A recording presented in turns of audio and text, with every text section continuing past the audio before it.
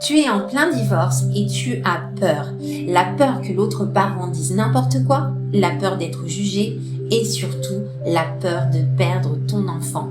Si aujourd'hui tu es dans cette situation, je t'invite vraiment à rester jusqu'à la fin de cette vidéo parce que je vais te partager des conseils concrets, des outils pour t'aider à traverser ça et surtout t'aider à protéger ton enfant.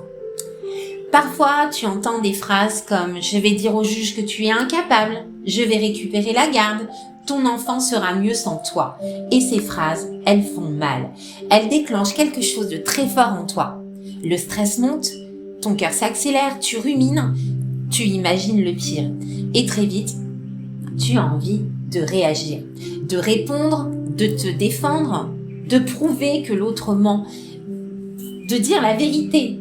Et ça, c'est humain. C'est vraiment humain. Mais c'est aussi à ce moment-là que beaucoup de parents font des choix qui, sans vouloir, vont compliquer encore plus la situation. Parce que dans cette peur, dans cette urgence de se défendre, on tombe dans un piège. Répondre aux attaques par des attaques. Critiquer l'autre parent, se justifier sans arrêt, se défendre en permanence. Parler devant l'enfant.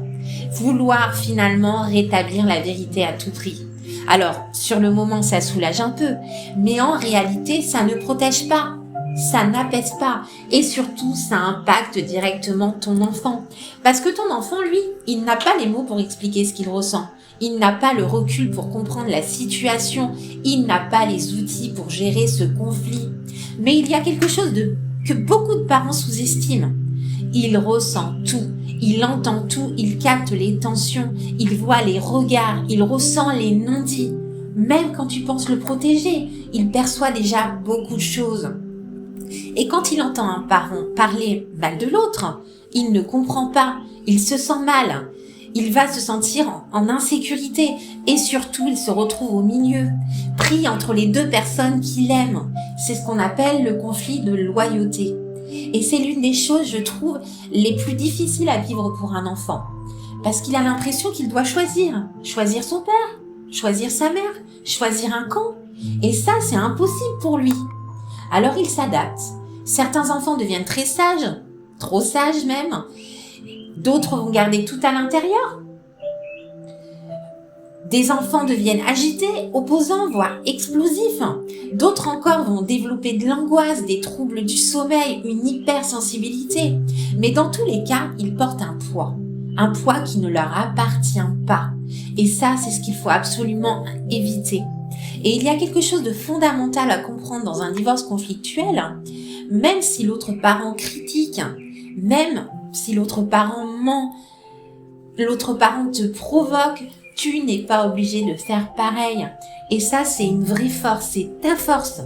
Parce que répondre à la violence par la violence ne va pas protéger ton enfant. Ça va l'enfermer encore plus dans le conflit. Et ça, c'est le vrai danger. Parce qu'au fond, la vraie question, ce n'est pas qui a raison. C'est pas qui va convaincre le juge. La vraie question, c'est qu'est-ce que vit ton enfant au milieu de tout ça? Parce que même s'il n'y avait pas le juge, même si personne ne vous regardait dans votre conflit, ton enfant vivrait quand même tout ça. Il ressentirait les tensions, il entendrait les critiques, il serait impacté. Et c'est pour ça que ta posture à toi est essentielle. Alors oui, tu peux te défendre. Tu dois d'ailleurs poser des limites, poser un cadre. Tu as le droit de dire ce qui est vrai, mais sans attaquer, sans rabaisser et surtout sans impliquer ton enfant. Et je vais te donner un conseil très concret. Devant le juge aux affaires familiales, ne critique jamais l'autre parent. Pas pour paraître parfait, pas pour jouer un rôle, mais parce que ça montre quelque chose de profond. Ta capacité à protéger ton enfant, même dans la tempête. Parce que le juge, lui, ne cherche pas le parent parfait. Il cherche pas celui qui parle le mieux. Ce que le juge va vraiment observer, c'est qui met l'enfant au centre, qui reste calme, malgré la pression, qui respecte la place de l'autre parent. Qui évite d'exposer l'enfant au conflit? Quel parent va apporter la stabilité? En gros, qui agit concrètement dans l'intérêt de l'enfant? Et ça ne se prouve pas avec des mots. Ça se voit dans ton attitude. Et cette posture, elle ne sert pas au juge. Elle sert à ton enfant. Parce qu'au final, ce qui compte vraiment, ce n'est pas ce que dit, ce n'est pas ce que ce que tu dis, c'est ce que ton enfant ressent. Est-ce qu'il se sent en sécurité? Est-ce qu'il se sent libre d'aimer ses deux parents? Est-ce qu'il se sent protégé du conflit? Et protéger ton enfant, ça veut dire ne pas le mettre au milieu. Ne lui demande pas de choisir. Ne lui fais pas porter des choses d'adulte. Il faut lui laisser sa place d'enfant, lui permettre d'aimer ses deux parents, même si tu es en colère, même si c'est difficile. Parce que oui, tu ne contrôles pas ce que fait l'autre parent, mais tu contrôles ce que toi tu fais. Et ça, c'est un pouvoir énorme. Et si aujourd'hui tu es dans cette peur, sache que c'est légitime, mais elle ne doit pas te faire agir dans la panique, parce que la panique pousse à des réactions qui peuvent aggraver les choses. Alors que la posture, elle va apaiser, protéger, sécuriser. Et parfois, on a besoin d'aide pour ça. Parce que prendre du recul quand on est en plein dedans, c'est extrêmement difficile et c'est normal. Donc, tu n'as pas à traverser ça tout seul. Donc, je propose un accompagnement parental pour t'aider, pour comprendre ce que vit ton enfant, pour mieux t'aider à gérer tes émotions, pour adopter une posture finalement qui va mieux protéger ton enfant.